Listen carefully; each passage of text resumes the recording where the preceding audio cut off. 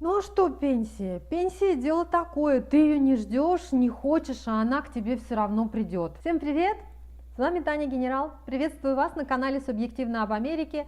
Сегодня предлагаю поговорить на очень актуальную тему: старость в США, старость для иммигрантов, как устроить свою жизнь так, чтобы на старости не оказаться под мостом. И приглашаю вас к диалогу, потому что мне невероятно интересно, как сейчас обстоят дела в вашей конкретной стране. Меня, например, интересует, что можно ожидать на пенсии сейчас в России, потому что после нашего последнего стрима, где я рассказывала, как я переболела коронавирусом, меня прям в самое сердце уязвила информация о том, что в Москве, например, сейчас доктор приходит на дом и еще и приносит с собой бесплатные лекарства.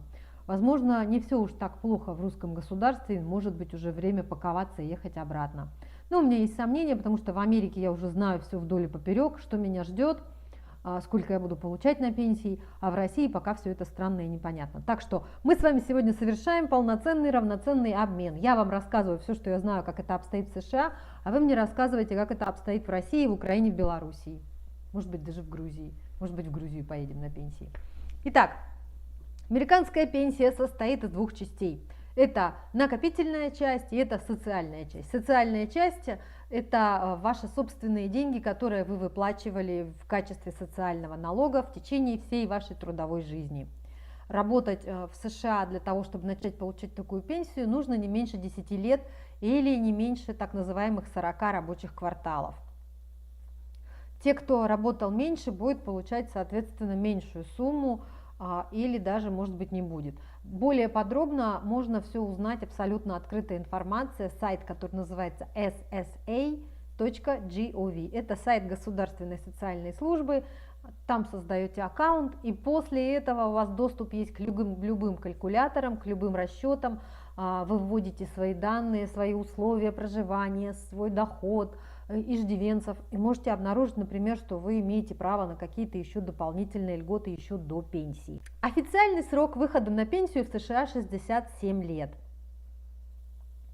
В это время, когда вы выходите, вы уже можете получать полную пенсию. Чуть раньше, с возраста 61 года, можно забирать уже пенсию со своего 401 плана, но об этом немножечко отдельно. Очень многие американцы после 67 лет продолжают работать, потому что и скучно, и на самом деле, если вы получите какую-то part-time работу, у вас будет неплохая прибавка к пенсии. С 65 лет все граждане США имеют право получать государственную медицинскую страховку. Она не бесплатная, но по сравнению с тем, что платят работающие люди, она значительно дешевле. Так, например, в 2021 году такая страховка будет стоить $190 на человека в месяц. И в эту страховку входит стоматолог, все, что касается ваших зубов, в том числе и зубные протезы, но там, конечно, тоже, как всегда, есть кое-что, что написано мелкими буквами. Также в эту страховку входит офтальмолог, он здесь почему-то всегда выносится отдельно. Если вы покупаете обычные страховки, офтальмолог всегда там то не покрывается, то покрывается частично. Тут входит офтальмолог и врачи общей практики, все туда тоже входит, и в том числе и все лекарства по рецепту. Пенсионеры с доходом на уровне минимального проживания, не у всех, к сожалению, бывает пенсия 1300-200 в месяц, как, например, сейчас по калькулятору показывают для вашей покорной слуги. Не у всех, к сожалению, такая пенсия, потому что пенсия рассчитывается из среднеарифметического, из ваших лет работы, и если вы работали больше 10 лет, вы имеете право назначить для этой среднеарифметического расчета те годы, где у вас зарплата была выше. Так вот, если у вас пенсия ниже уровня жизни, ниже минимума, вы имеете право на социальное жилье. На него, конечно же, будет очередь, оно оплачивается государством, вы оплачиваете только 30%, и все коммунальные услуги тоже оплачиваются государством. Из рассказов очевидцев, это жилье тоже вот по американским меркам очень такое социальное, но по русским стандартам это вполне приличное жилье, вполне себе обычные квартиры, или как здесь их называют, кондо. Что касается людей, которые по состоянию здоровья сами за собой ухаживать не могут, они обращаются в специальное агентство, и им выделяют человека, который будет за ними ухаживать. И внимание, этот человек получает от государства 2000 в месяц. И, например, если этот человек ваш родственник, или ваша сестра, или ваша дочь, или ваша племянница, то, оформив таким образом ее через это агентство, ваш родственник будет получать эти деньги по уходу за вами. Я считаю, что это вот прям дикие гримасы капитализма.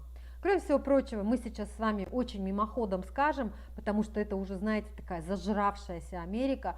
Для пожилых людей огромное количество разных activities, то есть всякие сборища, тусовки.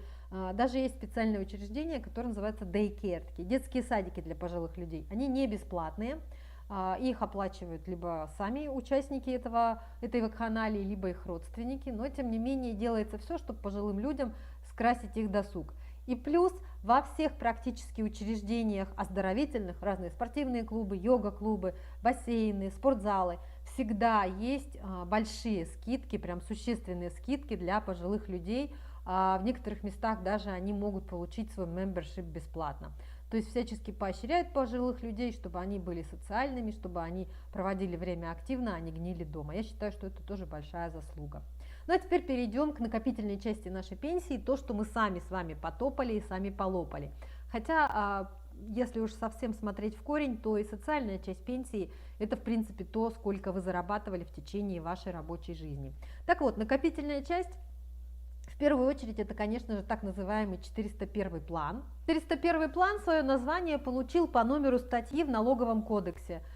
Этот план был разработан в рамках подоходного налога и позволял работникам до налога отчислять свои деньги из до налога суммы на специальные счета, которые были привязаны к их работодателю, там, где эти деньги не просто бы лежали, а могли распределяться по разным фондам и приносить человеку доход. У 401 плана существует один огромный плюс, почему я всех всегда вдохновляю, призываю изучить этот вопрос, как только вы начинаете работать на своей первой работе в Америке, и обязательно его использовать, потому что подавляющее большинство американских работодателей делает так называемый matching, то есть они дополняют вашу сумму от себя, работодатель добавляет. Это составляет не больше 5% от вашего дохода, но тем не менее это, что называется, как здесь в Америке говорят, free money, это бесплатные деньги. Поэтому изучите обязательно этот вопрос и кладите эту максимальную сумму, особенно если вы еще совсем молоды.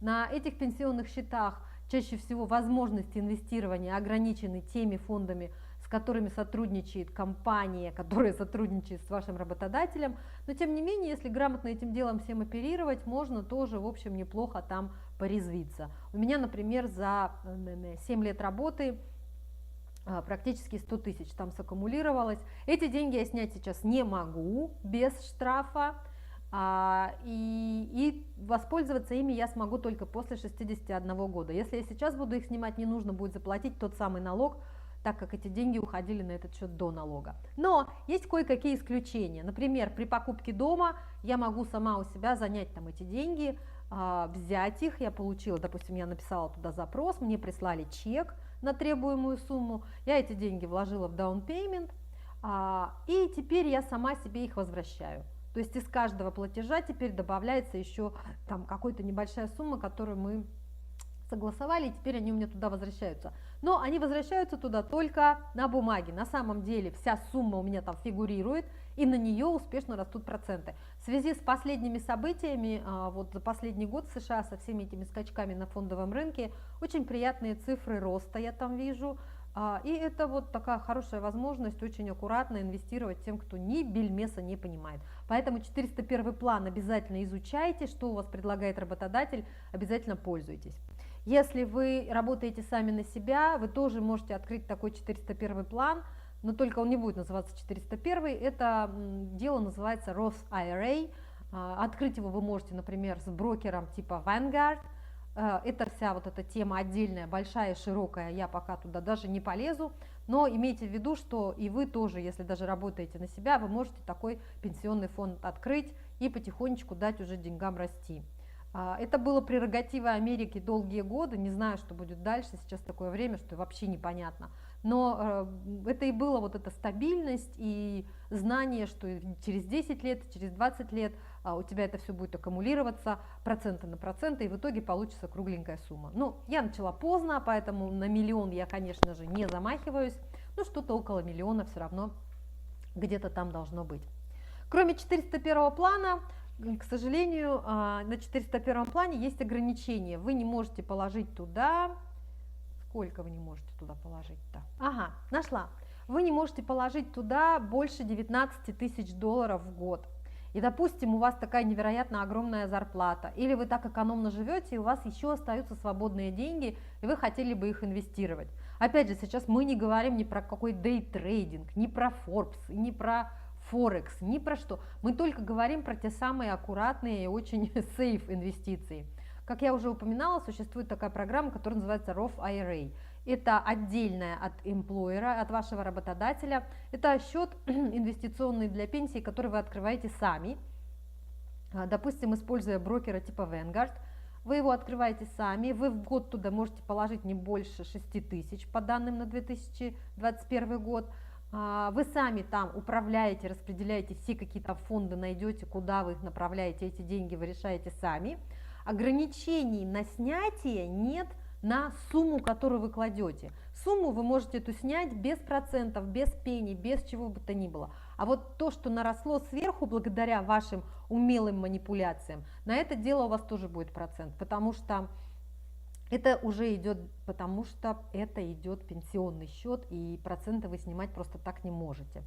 Вот что касается накопительной части вашей пенсии. Кроме всего прочего, американцы, конечно же, как и все нормальные люди во всем мире, очень сильно одобряют любую недвижимость, начиная с домов и заканчивая просто кусками земли, вот этими вот большими домами, паровозами, как он называется, домами на колесах, все, что стоит достаточно дорого и может аккумулировать свою ценность. Дома на колесах, наверное, ценность не очень аккумулирует, но недвижимость традиционно считается вещью, которая никогда не падает в цене, а только все время растет, особенно если вы там живете годами, район ваш улучшается, процветает, и вы переезжали, заплатили 80 тысяч долларов, а через 8 лет ваш дом стоит 250. Это совершенно абсолютно реальные истории. Много такого происходит, потому что все строится. У нас в Хьюстоне строится все как ненормальное. Строительные компании просто теряются в количестве заказов, границы города расширяются, стройка везде. То есть недвижимость постоянно растет в цене, и на нее постоянно есть спрос. Самая главная тема с недвижимостью – это успеть ее выплатить до того, как вы выйдете на пенсию. Тогда у вас есть хорошенькое выплаченное жилье, вам за него платить уже ипотеку не надо, вы уже счастливы. И в случае какой-то острой нужды всегда есть возможность взять займ под стоимость вашего дома. Вы, наверное, слышали такое выражение «дом заложен, перезаложен». Это вот оно, когда под стоимость дома берут какой-то займ. Но это совершенно отдельная история, это мы никому этого не желаем, чтобы кому-то такое понадобилось. Ну вот в общих чертах пенсионное будущее в США выглядит для меня очень даже хорошо. Если вы со мной на Инстаграме, то вы наверняка видели мое последнее тут увлечение, мечту, это как раз тот самый дом на колесах. Я себе пенсию вижу так, либо, конечно, я уеду в какую-нибудь там Бразилию к далеким берегам, где столько диких обезьян и все ходят в белых штанах, или я куплю себе такой дом на колесах, громко сказала мы с моим мужчиной и моим мужем, мы купим этот дом на колесах и поедем путешествовать по всей Америке на год, а то и на 2. Хотя, подождите, я не буду так торопиться. Ведь нам рассказывают, нам доносят, что в России сейчас такие классные условия для жизни и для пенсионеров, и такое хорошее медицинское обслуживание, что, в общем, может быть, задуматься о возвращении на родину. Мужчине, конечно, будет тяжело во взрослом, пожилом возрасте учить русский язык. Но я скажу, а как ты хотел? Я же твой английский выучила, теперь ты учи русский. И будет у него такая адаптация. Вот это все, что я сегодня хотела вам рассказать по поводу пенсии в США, как на нее накопить, как в чем ориентироваться. Если у вас есть интерес к этой теме, пожалуйста, задавайте вопросы, сделаем стрим на эту тему, я соберу информации больше и подробнее. Не забудьте поставить лайк этому видео, поставить оценку этому видео, рассказать о своих планах на пенсию, куда вы собираетесь, что будете делать, и как вы вообще смотрите на пенсию, с вдохновением и позитивом или с ужасом и отчаянием. Потому что пенсия – это тоже большой кусок жизни, согласитесь. С 67 лет моя прабабушка и моя бабушка умерли в возрасте 93 лет. Это значит, что у меня еще будет 20 с лишним лет. Надо жить там, где хорошо, надо, чтобы было счастливо, надо, чтобы было удобно, комфортно и просыпаться каждое утро с радостью. Надо подумать. Давайте подумаем вместе. У меня на сегодня все. Спасибо, что посмотрели. Далеко не уходите, впереди еще очень много интересного. И я хотела бы ответить всем, кто жалуется на обилие рекламы. На самом деле это большой почет и большое уважение со стороны YouTube, что в мои ролики стало включаться много рекламы. YouTube сам выбирает, где и куда, сколько врезать. И это зависит от популярности видео. Это значит, что я наконец-то заработала себе репутацию дельного блогера благодаря вам, вашим комментариям, оценкам и всему остальному. Что я сделала совсем недавно? Я тоже замучилась от количества рекламы на лекциях моих любимых блогеров. И я понимаю, что они здесь вообще ни при чем. Писать им надоела реклама, это абсолютно глупо. Это на самом деле хороший способ поддержать блогера, правда же? Так вот, все мои проблемы решила опция YouTube Premium. У них сейчас есть предложение, что в течение 3 месяцев вы получаете эту опцию бесплатно. И через 3 месяца она стоит вам $11 в месяц. Я считаю, что достойное вложение $11. Я себе такой YouTube Premium купила. С этих YouTube Premium моим блогерам тоже капает за каждый просмотр. Но теперь я смотрю все их видео без единой рекламы. И еще появилась возможность загружать видео. Ну, оно понятно, если лекцию загружать. Я понимаю, мою болтовню вряд ли кому-то понадобится загружать, она всегда доступна. Но, тем не менее, рекомендую вам обратить внимание, если вас достала реклама, обратите внимание на YouTube Premium. Вот теперь уже точно все. Я вас всех люблю, далеко не уходите, впереди еще очень много интересного. Пока-пока. А вот тех, кто бурчит, что им не нравится, что я в кадре теперь держу все время этот знак, и они мне говорят: ой, ты такая прям как будто хвастаешься, как будто это невесть какая награда. Ну да, для меня это невесть какая награда, и я действительно хвастаюсь, и буду еще хвастаться. Ну дайте мне еще похвастаться, мне нравится. Вот, все, теперь уже все. Спасибо, обнимаю вас всех. Пока-пока.